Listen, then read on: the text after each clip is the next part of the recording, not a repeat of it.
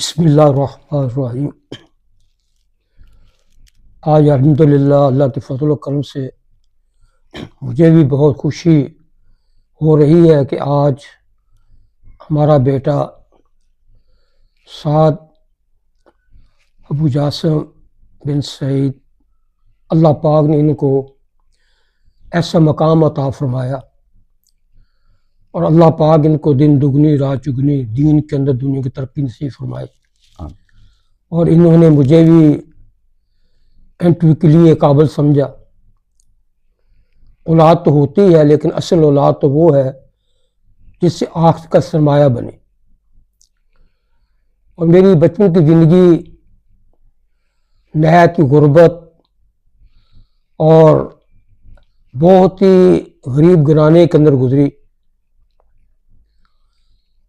और मेरा जो पैदाइशी मकाम है चक नंबर 284 JB, ज़िला टोबा टेक सिंह, तहसील टोबा टेक सिंह, वहाँ हमारी पैदाइश हुई।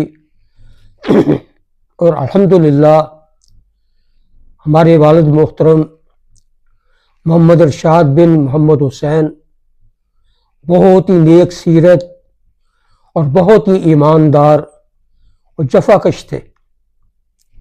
और अल्हम्दुलिल्लाह मुझे ये फ़ख्र है, उन्होंने बाप होने की हैसियत से हमारे पेट में हराम का लुक़मा नहीं जाने दिया,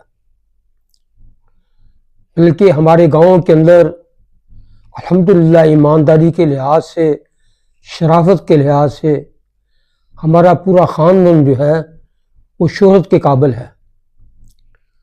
हमारे दादा मोहतरम मोहम्मद हुसैन वो इंडिया से हिजरत करके पाकिस्तान आए।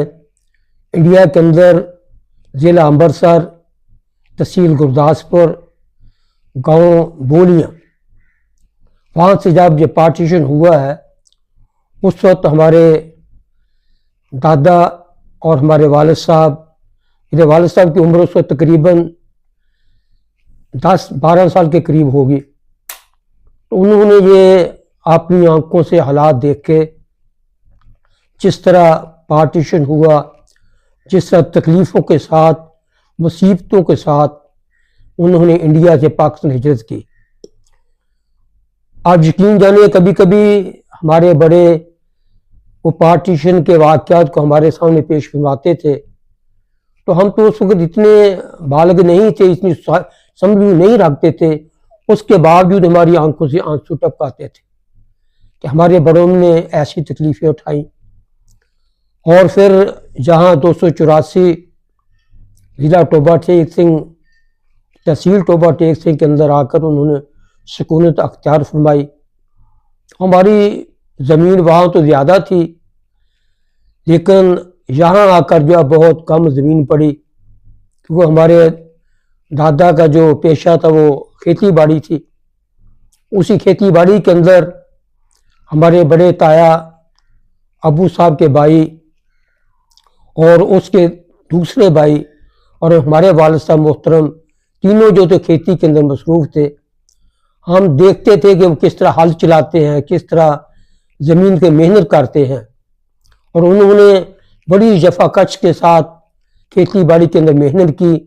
अल्लाह रब्बुल इज़्ज़त उनकी इस मेहनत से बतौलत अल्लाह पाक जो था हमारा और हमारे ताया जान और तीसरे ताया जान, उनको अल्लाह रब्बुल इज़्ज़त और उनके घराने को अल्लाह पाक बड़ी बरकत अता फरमाई थी। खुसूसन हमारे दादा जान, अल्लाह पाक उनकी कब्र के ऊपर करोड़ रहमतें नाज़िल फरमाए। इतने मुत्की परहेजगार, तो आज तक मैं तो तारीफ़ करूँगा ही क्योंकि मेरे तो दादा हैं, लेकिन उनकी तारीफ़ जो थे वो गैर भी करते थे। मैंने अपने कानों से आज तक उनके ज़बान से गाली नहीं सुनी और ना ही गैर महरम की तरफ उनकी आंख उठते देखी। जैसे वो खेतों से आते थे, हमारी जो जामिया मस्जिद हमारे गांव में थी, उसी मस्जिद में आकर वो मगरिब की नमाज अदा करते, फिर अशराक पढ़ते और यानी मगरिबी नमाज अदा करने के बाद फिर वो नमाज अबाबीन अदा करते और फिर सीधे घर में आते, खाना खाते। वो खाना खाते खाते ईशा की अजान का करीब वक्त हो जाता, फिर आप मस्जिद में जाकर ईशा की नमाज पढ़ते। ऐसे ही वो तकरीबन यानी 10-11 बजे घर में आते। मेरे ख्याल में इनकी कभी तहज्जुद कदा नहीं हुई थी। फिर अल्हम्दुलिल्लाह अल्लाह के फजल से तहज्जुद की नमाज अदा करने के बाद फिर मस्जिद तशरीफ ले जाते। वहाँ फजर की नमाज और अशराक पढ़ने के बगैर वहाँ से निकलते नहीं थे और फिर सीधा घर में आते, नाश्ता करते, अपने बैल और दूसरे मवेशियों को लेकर खेतों में चले जाते। वहाँ जो भी दिन का सिलसिला होता था उसको यानी काम करते। मैंने अपनी आंखों से देखा है अपने दादा जान को, वो भी हल चलाया करते थे और खेती बाड़ी में बहुत ही ज़्यादा मसरूफ रहते थे। लेकिन यानी ऐसे थे कि अल्लाह रब्बुल इज़्ज़त ने उनको ऐसी शराफत अता फरमाई थी, कभी उन्होंने बैलों को गाली नहीं दी थी, कभी उन्होंने भैंस और दूसरी चीज़ों को गाली नहीं दी थी, बड़ी शफ़क़त से उनके पेश आते थे। लेकिन उनका मसलक, उनका ज़हन अहले हदीस था, क्योंकि हज़रत मौलाना मोहम्मद हुसैन शेखुपुरी वो भी अहले हदीस थे, वो भी वहाँ बोलिया के रहने वाले थे। उनकी निस्बत से उनका जो अक़ीदा व नज़रिया थे वो अहले हदीस थे। लेकिन मेरे दादा जान बिल्कुल अनपढ़ थे, ना कुरान पढ़े हुए थे, ना स्कूल का पढ़े हुए थे, लेकिन शराफत उनके एक एक जोर से टपक रही थी। उसी शराफत का ये सिला अल्लाह पाक ने अता फरमाया। अल्लाह पाक ने उनको यानी 3 फरजंद अता फरमाए और एक बेटी अता फरमाई। उनकी बेटी का जो निकाह था पहले गांव के अंदर ही हुआ, फिर उसके बाद यानी वो उसका खामद फौत हो गया। फिर उनका निकाह जो था ये फरुखाबाद के करीब जाम के चक है, वहाँ हमारे रिश्तेदार थे, उनका नाम सैफ था और वो भी बहुत शरीफ आदमी थे, बहुत ही अंदर नेक और नमाजी के पक्के थे। कोई नमाज उनकी कहीं भी कज़ा नहीं हुई थी। हमारे जब गांव में आते तो बाद जमात नमाज पढ़ते। यानी अल्हम्दुलिल्लाह अल्लाह के फजल करम से हमारे गांव के अंदर हर किस्म के लोग रहते हैं।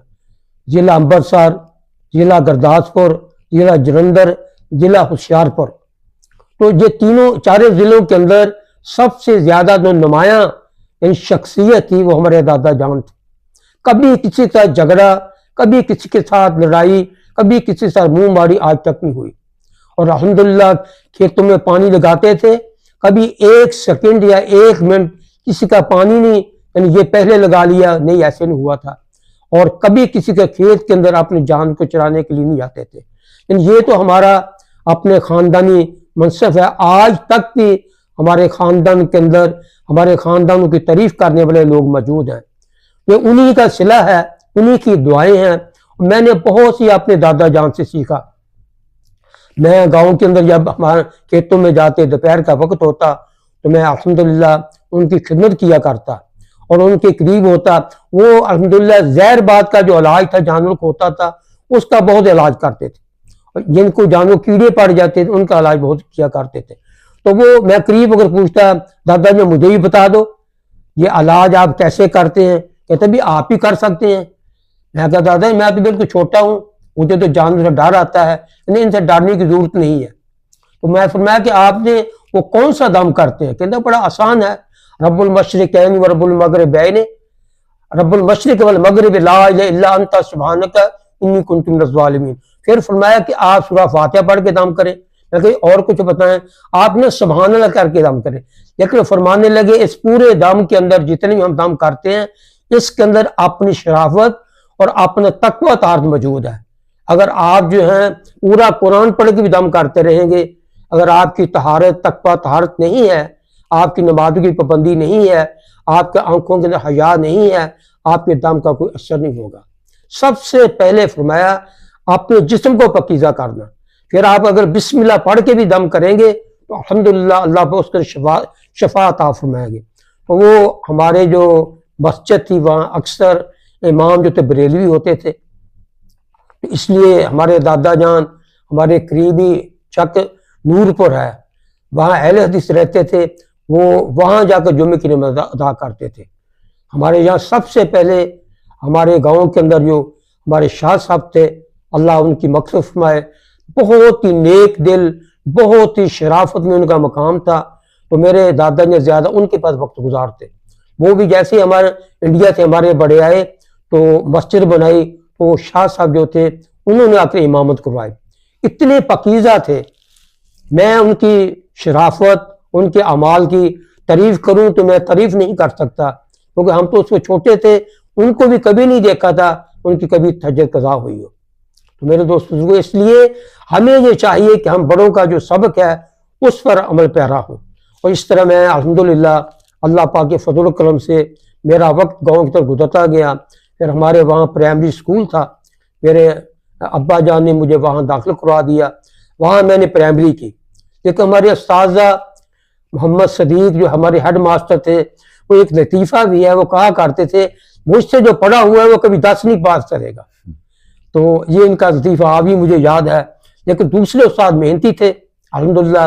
एक हमारे उस्ताद 218 तक JB वहाँ के रहने वाले थे, वो बड़ी मेहनत करवाते थे, मसूद अहमद उनका नाम था, बड़ी वो मेहनत करवाते थे। तो अल्हम्दुलिल्लाह अल्लाह के फजल करम से 5वीं क्लास के अंदर जो था, 5वीं क्लास जो थी वो यानी वहाँ फाइनल होती थी।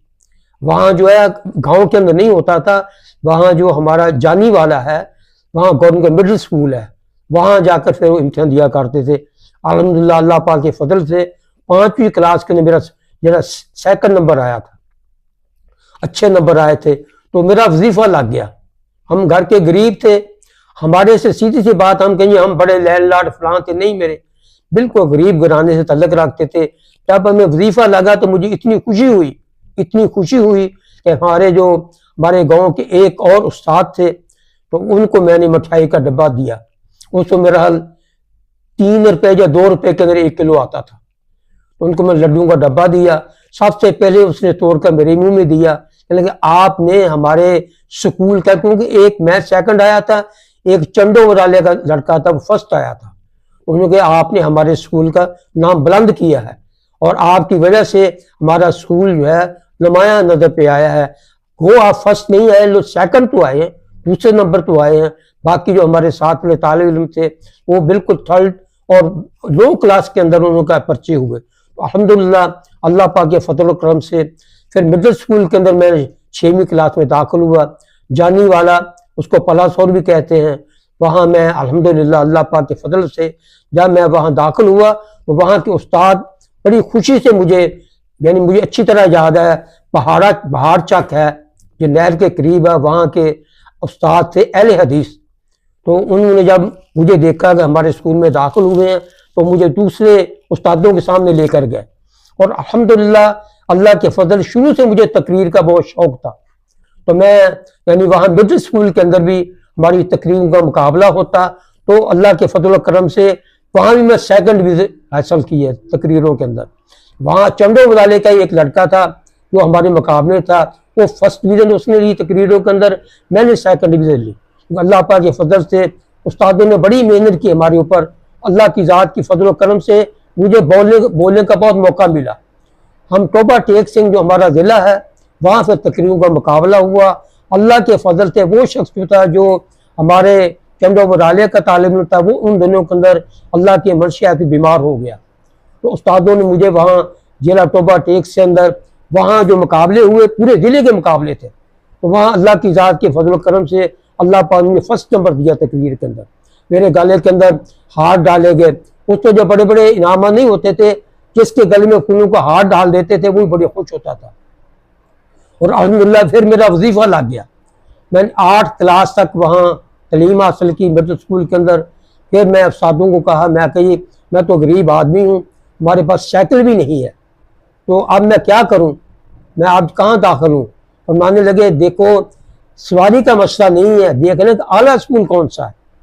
अगर आप जानी बालम जो प्राइवेट स्कूल हाई है उसमें दाखिल होंगे तो उसमें आपका नुकसान होगा। वहाँ कुछ लड़के ऐसे हैं जो अच्छी तलीम हासिल नहीं कर रहे और वो सिर्फ आते हैं और स्कूल से भाग जाते हैं। इससे आप बेहतर यह है कि आप गोजरा, अब वो तहसील बन चुका है, आप वहाँ दाखिला लें। लेकिन उस्ताद जी मुझे तो पता नहीं वहाँ कितने स्कूल हैं, कितने हाई स्कूल हैं, कौन सा अच्छा स्कूल है।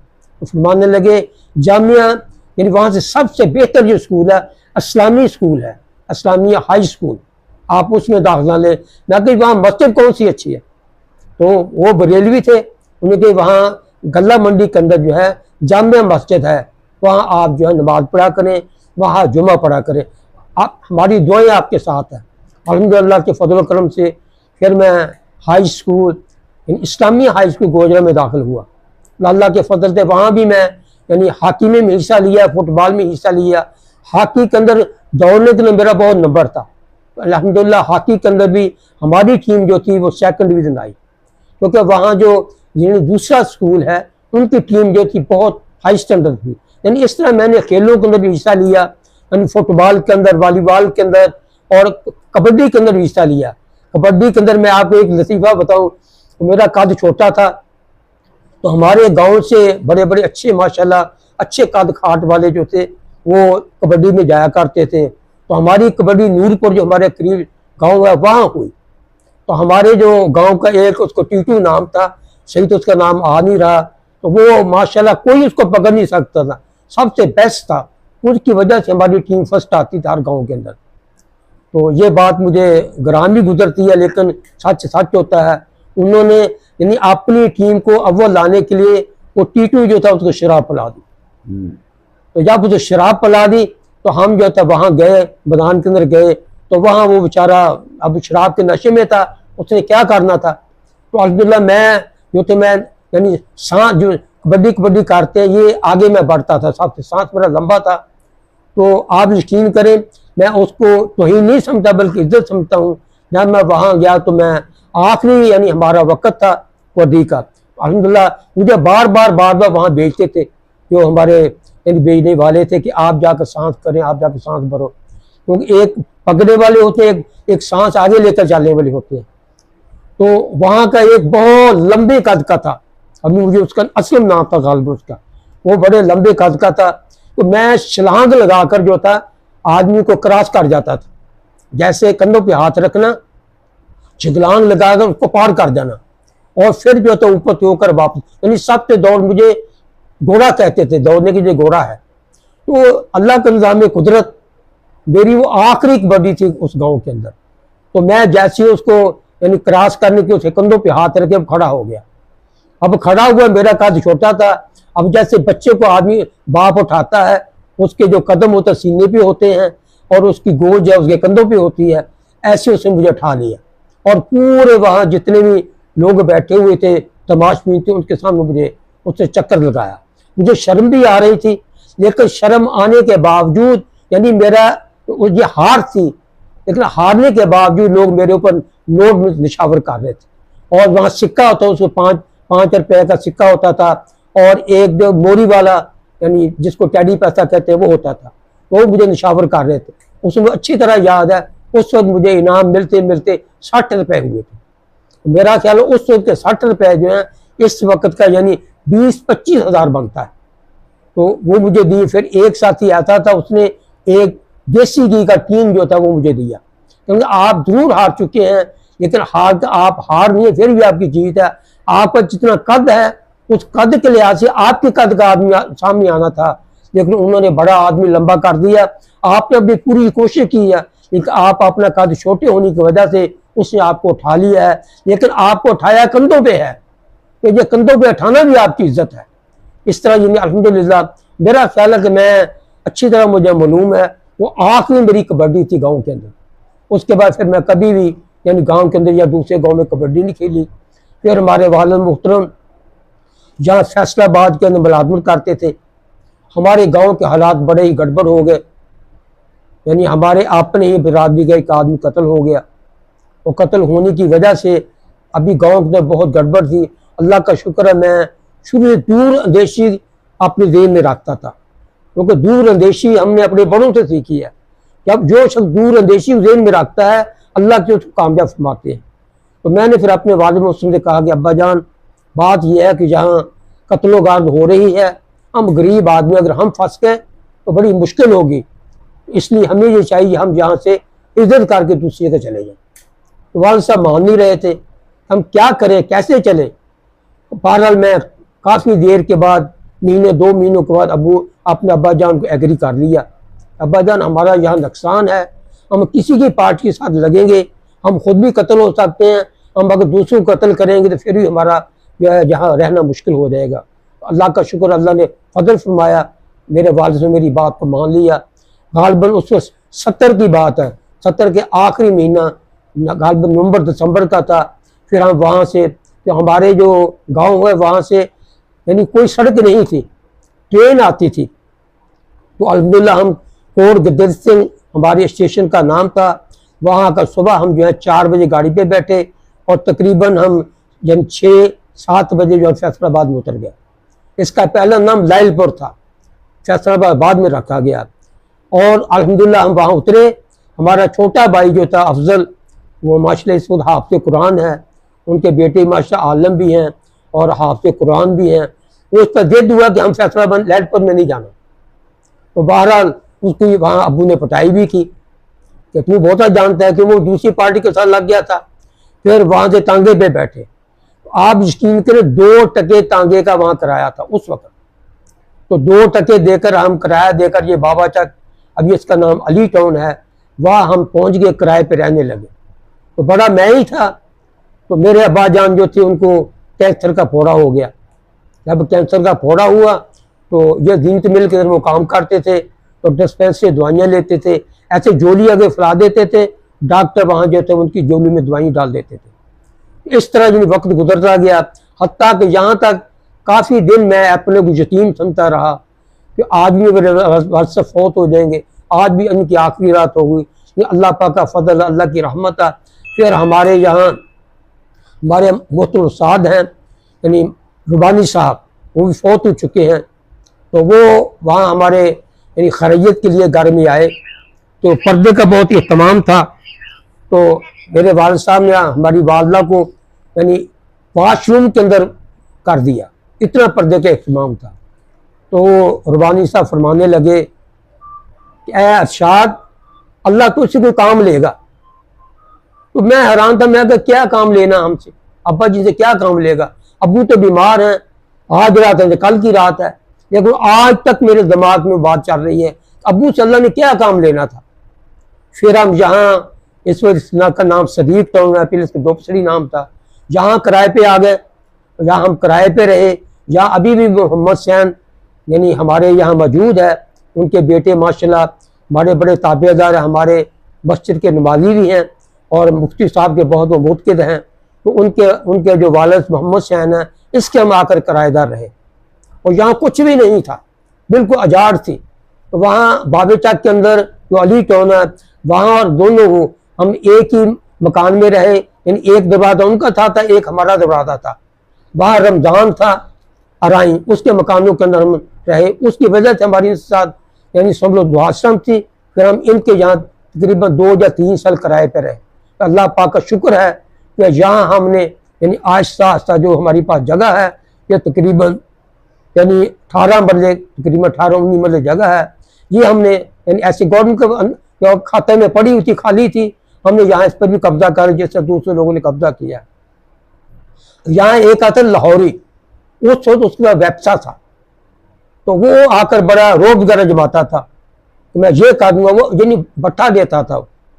तो एक दिन हमारे पास भी आया, तो आकर कहने लगा ये आप क्यों यहाँ जगह वार रहे हैं, हम सब लोग वार रहे हैं, हमने वार ली तो क्यों उसका मसला है कि नहीं आप जो है मेरी इजाज़त के बगैर नहीं कर सकते। तो अबू मुझे कहने लगे भी हम जगह छोड़ दें, ये तो ज़रा आदमी बदमाश है, हम इसे कैसे निपट सकते हैं। मैं कहीं कोई नहीं मसला, कल इसको आने दो।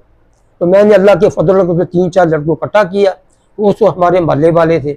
मैं कहा वो जब भी आएगा लाहौरी तो उसको आते ही फेंटी लगानी है।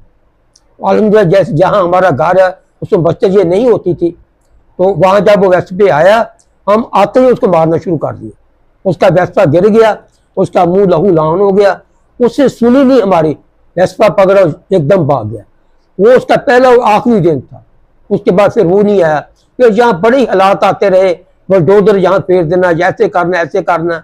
और मैं अल्हम्दुलिल्लाह तारीफ करूँगा राजा रियाज, ये हमारे उस वक्त MP रहे थे और बाद में MP बनते रहे।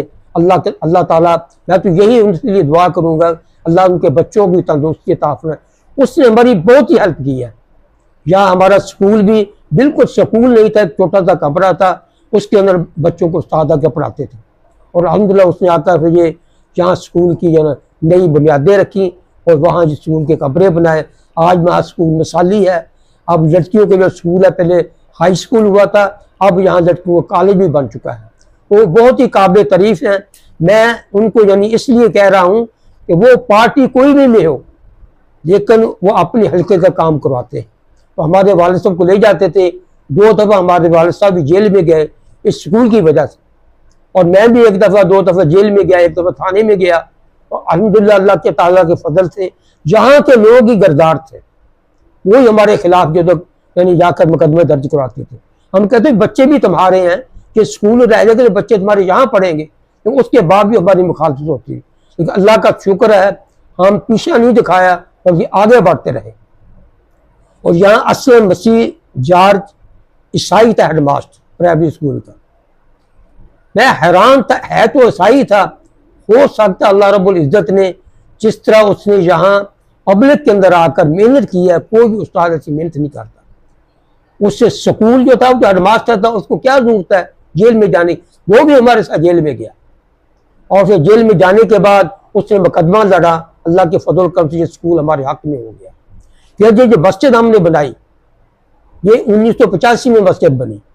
यानी ये भी बिल्कुल यानी झाड़ पड़ा था, बिल्कुल खाली जगह थी, लोग यहाँ भी काबिज होना चाहते थे।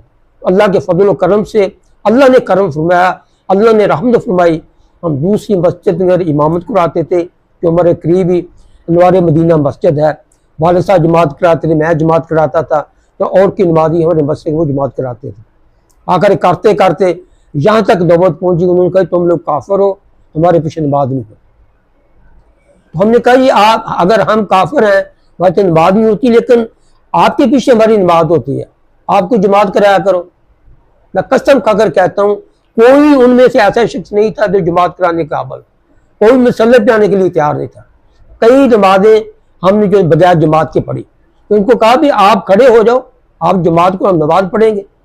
तो उनमें नमाजियों में, बल्कि इस वक्त भी मैं ये कह सकता हूँ, अगर आप वहाँ जाकर किसी नमाजी के इंटरव्यू लेंगे, बहुत अच्छा है। अगर यानी 20 आदमी होंगे तो बहुत 4-5 ऐसे आदमी होंगे जिनकी सूरह फातिहा सही होगी, बाकी माशाल्लाह ऐसे ही है। फिर बहरहाल उन्हीं का इमाम लेकर आते, तनख्वाह का मसला होता, तनख्वाह हम खुद इकट्ठी करते, उसके पीछे नमाज पढ़ते। आखिर में मैं अपनी बात को इस मुकाम से क्लोज करता हूँ। यहाँ माशाल्लाह, यहाँ हमारे एक इमाम साहब आए, अयूब शाह साहब। तो इमाम क्या थे, ना वो मौलवी थे, ना आलम थे, नात खान थे। उसने आकर इमामत शुरू करा दी, हम उसके पीछे नमाज पढ़ते रहे। 3-4 साल इमामत जो हम उसके पीछे नमाज पढ़ते रहे। आखिरकार ये गालबन 1984 के लास्ट की बात है या 1985 शुरू की बात है। हज़रत मौलाना ज़ियाउल कासमी साहब रहमतुल्लाह अलैह, उनका जलसा था जी अली टोल बाबाचक मस्जिद के अंदर, रहमानिया मस्जिद के अंदर उनका जलसा था। तो यहाँ फ़खरुद्दीन फोत हो गया, अल्लाह पाक उनको कब्र को रहमत फरमाए, उनकी कब्र को मुनव्वर फरमाए, उनके दर्जात को बुलंद फरमाए। उन्होंने इश्तिहार जो था वो मस्जिद के अंदर आकर लगा दिया। तो ये मस्जिद है नहीं थी, जब क्योंकि इश्तिहार लगाया, उन दिनों के अंदर रायगंज के अंदर इज्तिमा शुरू था। तो मैं इज्तिमा में गया हुआ था, जब इश्तिहार लगाया तो मौलवी साहब जो अयूब शाह साहब थे, उन्होंने इश्तिहार फाड़ दिया। सीरत नबी का उन्वान था। तो फ़खरुद्दीन को बहुत गुस्सा आया, उसने शाह साहब से पूछा इश्तिहार किसने फाड़ा है, वो कोई बता ही नहीं रहा था। आखिरकार वो थोड़ा जोशीला था, उसने 2-3 गालियाँ निकाल ली। जब गालियाँ निकाली, शाह साहब ने शोर मचा दिया कि मैं इमाम था, मुझे गालियाँ निकाली हैं। पूरा गाँव इकट्ठा हो गया, हमारे शाह साहब की बड़ी तौहीन की, बेइज्जती किया।